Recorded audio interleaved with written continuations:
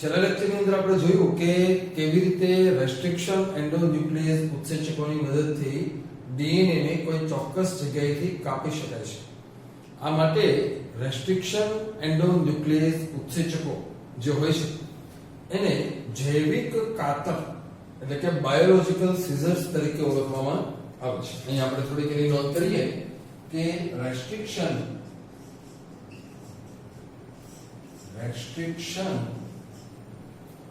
Endonuclease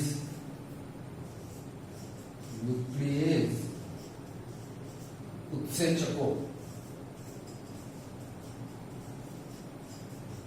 એમને જૈવિક કાતર તરીકે ઓળખવામાં આવે છે. તો આ જે ઉત્સેચકો છે એના દ્વારા અહીં આપણે લખીએ કે આ જે ઉત્સેચકો છે એના દ્વારા ડીએનએ નો ચોક્કસ ખંડ કપાય છે, કાપી નાખવામાં આવે છે. પણ અહીંયા આપણે યાદ રાખવું જોઈએ કે કાતર વડે કાગળને કાપવાનું કામ જેટલું સરળ છે એટલું સરળ આ નથી. આપણે જે સમજીએ છીએ, જે વિચારીએ છીએ એને થોડુંક વધારે આપણે ડીપમાં લઈ જઈએ કે રેસ્ટ્રિક્શન ઉત્સેચકો વડે જે કામ થયું છે એક્ચ્યુઅલી શું થયું છે, કેવી તકલીફ હોય છે આપણને એ સમજી લઈએ. તો અહીંયા આપણે જોઈએ કે આ જે એક પાત્ર છે, આ પાત્રની અંદર અહીંયા આપણે બતાવીએ કે આ કોઈ એક કોષનું સમગ્ર જનીન દ્રવ્ય રાખવામાં આવેલું છે. આ બધી જે ટેકનોલોજી છે આપણે સ્ટેપ બાય સ્ટેપ ભણવાના છે એટલે આગળ આવશે. આપણે એક્ઝામ્પલ તરીકે લઈએ છીએ કે આપણે આપણા કોષમાંથી ઇન્સ્યુલિન માટેનું જનીન અલગ તારવવું છે. તો એવું નથી કે કોષ કાઢ્યો એમાંથી રંગસૂત્ર અલગ લીધું હાથમાંથી એમ કાપી લીધું, એટલું સરળ નથી, યાદ રાખજો. આપણા કોષ પોતે જ નરી આંખે ન દેખાય આવે છે, આપણે કોષને જોઈ શકતા નથી. તો કોષની અંદર કોષ કેન્દ્ર અને કોષ કેન્દ્રમાં પણ રંગસૂત્રો, એને કેમ જોવા? એટલે એટલું સરળ નથી. શું કરવામાં આવે છે જોઈએ કે જે કોષમાંથી તમારે તમારું ઈચ્છિત જનીન અલગ તારવવું છે એ કોષનું જનીન દ્રવ્ય, માત્ર જનીન દ્રવ્ય એક પાત્રમાં લેવામાં આવે છે. હવે અહીંયા ફરી પાછો રેફરન્સ કે એક કોષમાંથી માત્ર જનીન દ્રવ્ય કેમ દૂર કરવું એ ટેકનોલોજી પાસે આપણે આગળ ભણશું જ્યારે સિક્વન્સ આવશે.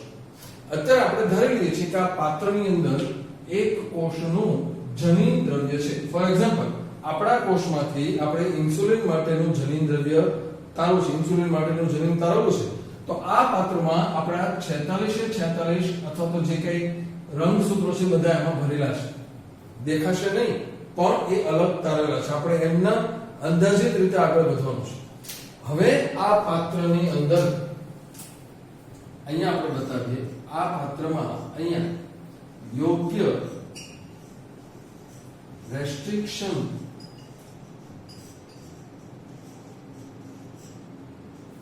ઉત્સેચક ઉમેરવામાં આવે છે. ફરી વખત કહું છું, આ પાત્રમાં આ જનીન દ્રવ્ય અહીંયા દોરેલું છે પણ એક્ચ્યુઅલી નરી આંખે દેખાય એવું નથી. આપણે બધું એમનામ જ કરવાનું છે, માત્ર પ્રક્રિયાને આધારે. તો આ પાત્રની અંદર યોગ્ય રેસ્ટ્રિક્શન ઉત્સેચક નાખવામાં આવશે ત્યારે શું થશે અહીંયા આપણે બતાવીએ કે જ્યારે એ યોગ્ય પ્રકારનું ઉત્સેચક કામ કરશે ત્યારે આખા જનીન દ્રવ્યમાંથી એની ચોક્કસ ઓળખ મુજબ એ ડીએનએ નો જે ટુકડો ઇન્સ્યુલિન માટેનો જનીન છે એને કાપી નાખશે. અહીંયા આપણે બતાવીએ કે એ આમ પરિસ્થિતિ છે. ધારો કે આ જનીન દ્રવ્ય છે, એમાંથી આટલો ટુકડો અહીંયા કપાઈ ગયો છે. આ હું તમને માત્ર બતાવવા માટે દોરું છું અહીંયા કે આમ કપાણું છે. એક્ચ્યુઅલી દેખી શકાતું નથી, આપણને ખબર પણ નથી પડતી શું છે પાત્રમાં. આ પાત્ર છે એમાં બધું જનીન દ્રવ્ય છે, આપણને ખબર નથી ક્યાં શું કેવી રીતે છે.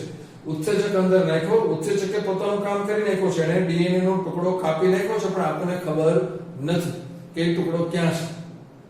એટલે હવે આપણે એ સમજવાનું છે કે અહીંયા જે કપાયેલો ટુકડો છે અહીં આપણે લખીએ એની નોંધ કે આ જે છે એ છે DNA નો કપાયેલો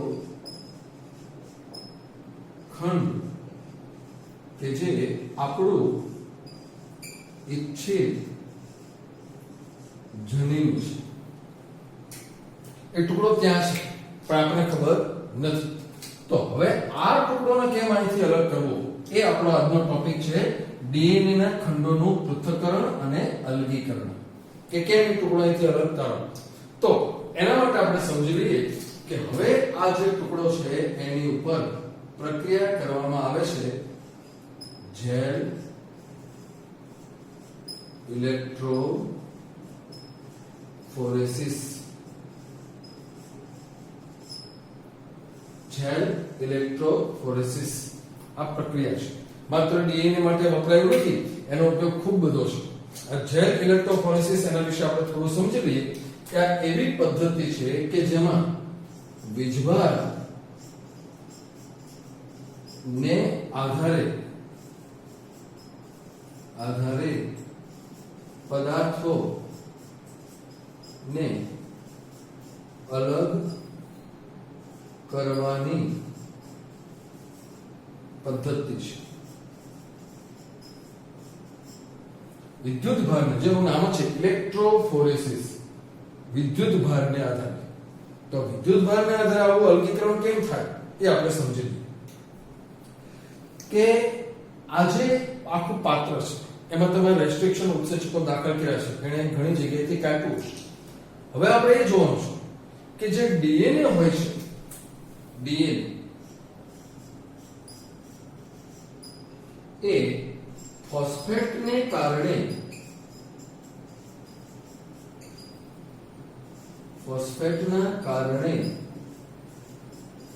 ઋણ વીજભાર ધરાવે છે. ફોસ્ફેટ H3PO4- ને કારણે આ જે ડીએનએ હોય છે એ ઋણ વિદ્યુતભાર ધરાવે છે.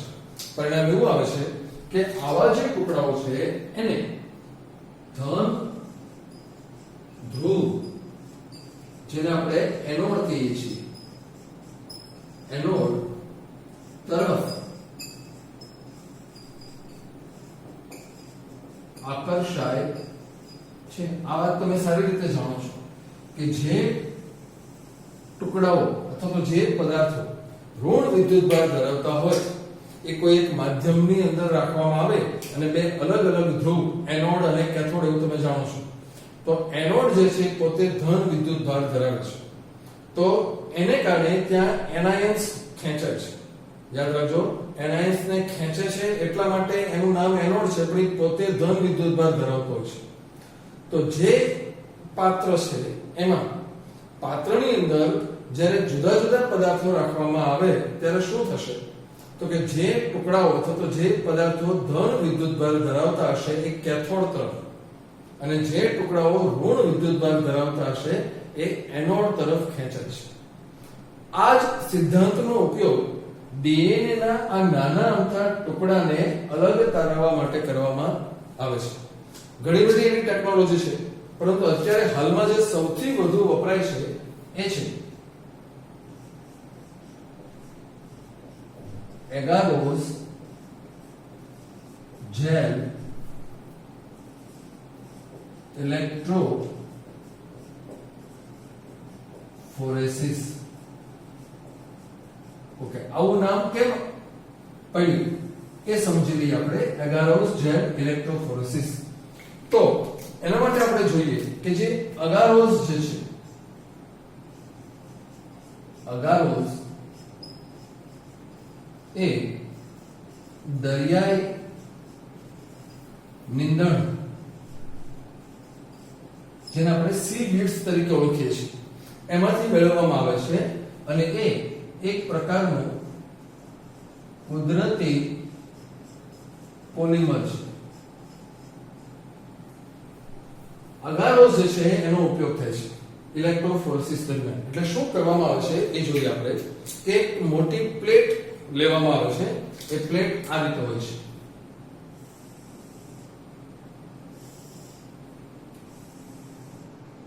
આ પ્લેટ લેવામાં આવે છે કે જેની ઉપર અહીંયા દરેક જગ્યાએ આખા પ્લેટ ઉપર અગારોસનું એક પાતળું સ્તર બનાવવામાં આવ્યું છે. અહીં આપણે બતાવીએ કે એની ઉપર એગારોસ નું સ્તર કે જે જેલી સ્વરૂપમાં હોય છે, જેલી સ્વરૂપમાં હોય છે એવું એક સ્તર આની ઉપર બનાવેલું હોય છે. હવે શું થશે કે એની ઉપર જુદા જુદા વિદ્યુત ભાર ધરાવતા અહીંયા આ નોડ્સ રાખવામાં આવે છે.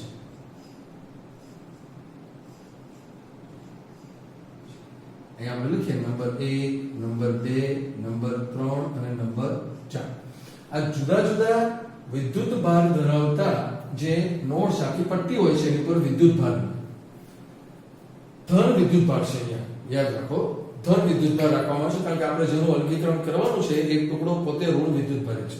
જો તમારી પાસે કોઈ એવા પદાર્થો હોય કે જે પોતે ધન વિદ્યુત ભાર છે તો તમારે આ પટ્ટીની અંદર ઋણ વિદ્યુત ભાર વાપરવો પડે. હવે આપણે જોઈએ કે આ પાત્ર કે જેની અંદર કપાયેલો ડીએનએ નો ટુકડો છે, આપણને ખબર નથી ક્યાં છે પણ ડીએનએ નો એક ટુકડો કપાયેલો છે.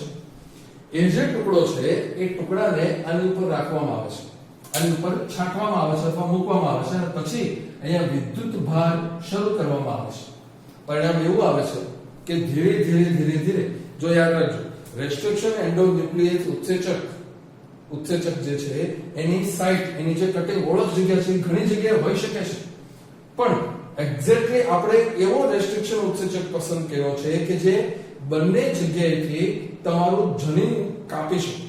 ઇન્સ્યુલિન માટેનું જનીન છે એ જનીન કેટલી લંબાઈ ધરાવે છે ખૂબ અગત્યનું છે. આપણે આ આખી ટેકનોલોજીને ખૂબ ઉપરછલ્લી રીતે સાવ સામાન્ય ભણીએ છીએ એટલે આપણા મનમાં ઘણા બધા પ્રશ્નો થાય પણ દરેક પ્રશ્નનો જવાબ હાલમાં વૈજ્ઞાનિકો અને જે લેબોરેટરીમાં કામ કરે છે બધા પાસે છે.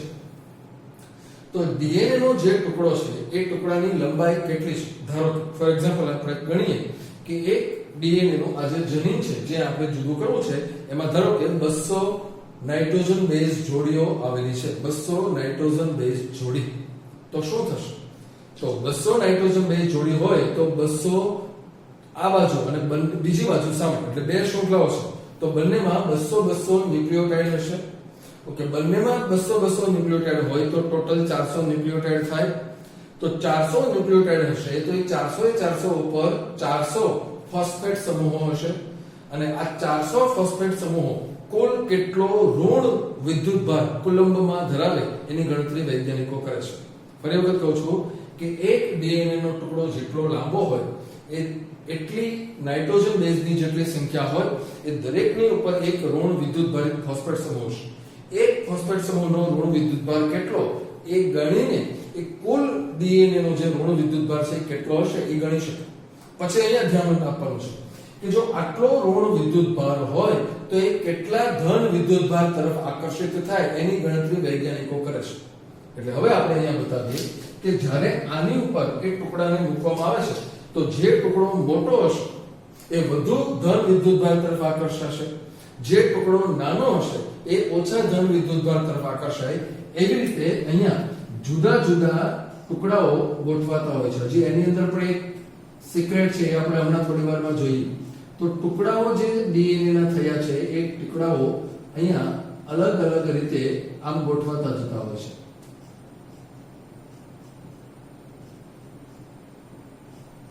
આ બધા જુદા જુદા પટ્ટાઓ અહીંયા થશે. ખાસ યાદ રાખજો, આવી રીતે જે મૂકવામાં આવે છે ત્યારે ડીએનએ ના ટુકડાઓ અલગ અલગ સ્થાન તરફ આકર્ષાય છે. આવા સંજોગોમાં અહીંયા આપણે જો જોઈએ તો તમે એક પ્રકારે કહી શકો કે જે અગારોસ જેલ છે, એગારોસ જેલ એ ચાળણી જેમ વર્તે છે. આપણે ચાળણીની મદદથી કેમ બધું છૂટું પાડી શકીએ છીએ, તો ચાળણીની અંદર જેટલા છિદ્રો નાના હોય એટલું એની અંદરથી સાફ સફાઈ બધું થાય, નાના કણો મોટા કણો જેટલું ચાળણીમાં જેવડા છિદ્રો હોય, આપણે ઘરે ઘઉં કે એવું કોઈ અનાજ ચાળવા માટેની ચાળણી હોય છે, તમે જોજો કે ઘઉં માટેની ચાળણીમાં છિદ્રો મોટા હશે, બાજરા માટે નાના હોય છે. કેમ? તો કે તમારે કેટલું બાકી રાખવું છે એના આધારે છે. તો અહીંયા પણ એના જેવી જ વર્તન છે કે જે ટુકડાનું કદ નાનું હશે, એટલે કે અહીં આપણે બતાવીએ કે જે નાના ટુકડાઓ છે, નાના ટુકડા એ વધુ દૂર સુધી ખસે છે. હવે અહીંયા તમને જે આ પટ્ટાઓ દેખાય છે પાછા એમ નથી દેખાવા, શું થશે? તો કે આ જે ડીએનએ છે, યાદ રાખો કે ડીએનએ સામાન્ય દ્રશ્ય પ્રકાશ માં જોઈ શકાતું નથી. અહીંયા મેં આ બધા ટુકડાઓ દોરી નાખ્યા છે, પણ એકચ્યુઅલી આવા દેખાતા નથી. ક્યાં સુધી ન દેખાય એ પણ આપણે જોઈએ. એટલે કે હા, અંદાજિત જ બધું કરવાનું છે. પાત્રમાં છે રેસ્ટ્રિક્શન ઉત્સેચક દાખલ કર્યો, એને કાપી નાખ્યું, આપણને ખબર નથી, આખો જથ્થો લઈને તમે અહીંયા મૂક્યો, ઇલેક્ટ્રોફોરેસિસ શરૂ કર્યું, બધા જ ટુકડાઓ પોતાની યોગ્ય પ્રમાણે ગોઠવાઈ ગયા છે. હવે અહીંયા શું કરવાનું છે? તો કે આ જેલનું જે પડ આપણે પાથરેલું છે એની ઉપર ટુકડાઓ પોતાની જગ્યાએ ગોઠવાઈ ગયા છે, પણ આપણને ખબર નથી કે કયો ટુકડો ક્યાં છે. કારણ તો કે જે ડીએનએ છે એને સામાન્ય આપણો જે દ્રશ્ય પ્રકાશ છે એમાં જોઈ શકાતા નથી. પરિણામ એવું આવે છે કે અહીંયા વાપરવામાં આવે છે ઇથિડિયમ બ્રોમાઇડ અભિરંજન. આ યાદ રાખવાનું છે. ઇથિડિયમ બ્રોમાઇડ નામનું જે રસાયણ છે એ આની ઉપર છાંટવામાં આવે છે. ઇથિડિયમ બ્રોમાઇડ યાદ રાખજો. આ રસાયણ જ્યારે છાંટશો ત્યારે શું થશે એ આપણે સમજી લઈએ. ઇથિડિયમ બ્રોમાઇડ જે છે એ એકદમ ચળકતા નારંગી રંગના બનાવી નાખે છે. ડીએનએ સાથે ચોંટી જાય છે, પરંતુ એને કોઈ અસર કરતું નથી. પરિણામ એવું આવે છે, આવું કર્યા પછી એને યુવી પ્રકાશ માં જોવું પડે છે. એટલે થાય છે કેવું કે આ જે ટેકનોલોજી છે એમાં ડીએનએ નો જે ટુકડો છે એ તમે નક્કી કરેલા ધન વિદ્યુતભાર સુધી ચોંટી ગયો છે, તમને એ અલગ પડી ગયો છે પણ ખબર નથી. એટલા માટે હવે શું કરવાનું છે? એની પર સ્પ્રે કરવાનો છે ઇથિડિયમ બ્રોમાઇડ નો. ઇથિડિયમ બ્રોમાઇડ જ્યારે આપણે સ્પ્રે કરશું ત્યારે એ ડીએનએ સાથે ચોંટી જશે, પણ જોઈ શકાતું નથી. હવે આ આખી પ્લેટ છે એની પર યુવી લાઇટ નો મારો ચલાવવાનો છે. એટલે જ્યારે યુવી લાઇટ એની પર પડશે ત્યારે અહીંયા આપણને ખ્યાલ આવશે કે યુવી પ્રકાશમાં એ ચળકતા નારંગી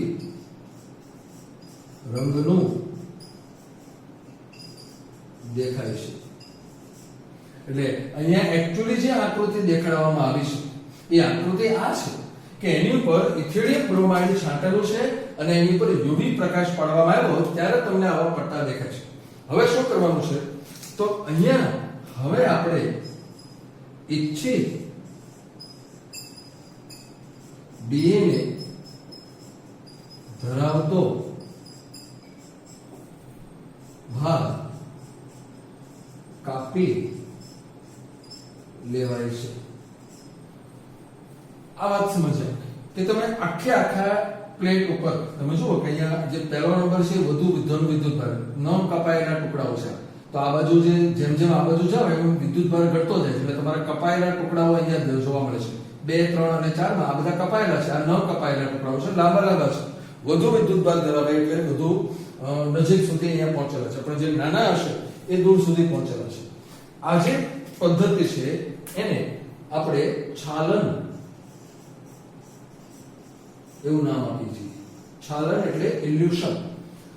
તો આ છાલનની પ્રક્રિયા શું છે એ સમજી લીધું. તો તમને ખબર હશે કે તમારું ઇચ્છિત ડીએનએ ધારો કે આટલા માઇક્રોવોલ્ટ ઋણ વિદ્યુતભાર ધરાવે છે, તો એ આટલા ધન વિદ્યુતભાર સાથે અહીંયા ચોંટે. યુવી લાઇટમાં તમે જ્યારે જોશો ત્યારે તમને દેખાશે કે અહીં એક ટુકડો ચોંટેલો છે, તો અગારોનું જે સ્તર છે, જે જેલ છે, એ સહિત કાપી લેવામાં આવે છે. એટલે આ જે ટુકડો છે, આ ટુકડો કાપી લેવાય છે. એ કાપી લેવાય એ પ્રક્રિયા એને છાલન તરીકે ઓળખવામાં આવે છે. એટલે આવી રીતે એ ઈચ્છિત ટુકડો અલગ થાય. પણ એના માટે તમને ખબર હોવી જોઈએ કે તમારું ઈચ્છિત જનીન કેટલી લંબાઈ ધરાવે છે અને એનો વિદ્યુત ભાર કેટલો હશે. તો આવી રીતે એ ટુકડો છાલનની પ્રક્રિયાની મદદથી અલગ તારવામાં આવે છે. બસ હવે અહીંયા આપણે જોઈ શકીએ કે આ જે ડીએનએ નો ટુકડો છે, આ ડીએનએ ટુકડાને વાહક સાથે જોડીને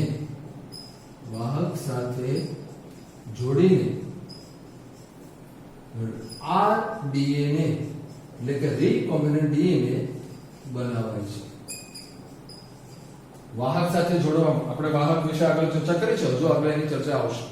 પરંતુ આવી રીતે જેલ ઇલેક્ટ્રોફોરેસિસની મદદથી તમે જ્યારે આ આખું કાઢી લેશો ત્યારે જે ટુકડો તમને મળે છે એ ઈચ્છિત ટુકડાને તમે વાહક સાથે જોડો અને રીકોમ્બિનન્ટ ડીએનએ બને છે. તો આ ક્રિયાઓની મદદથી આ આખી ટેકનોલોજી એ આપણે આખા ડીએનએ માંથી તમારું ઈચ્છિત ડીએનએ અલગ તારવા માટેની આ અગારોસ જેલ ઇલેક્ટ્રોફોરેસિસ પદ્ધતિ કહેવાય છે. અહીંયા આપણે બોર્ડ ઉપર જે કંઈ વર્કેલું છે એની એક પીડીએફ કોપી તમે વિડિયો ડિસ્ક્રિપ્શનમાં નીચે જે લિંક આપેલી છે એના પરથી ડાઉનલોડ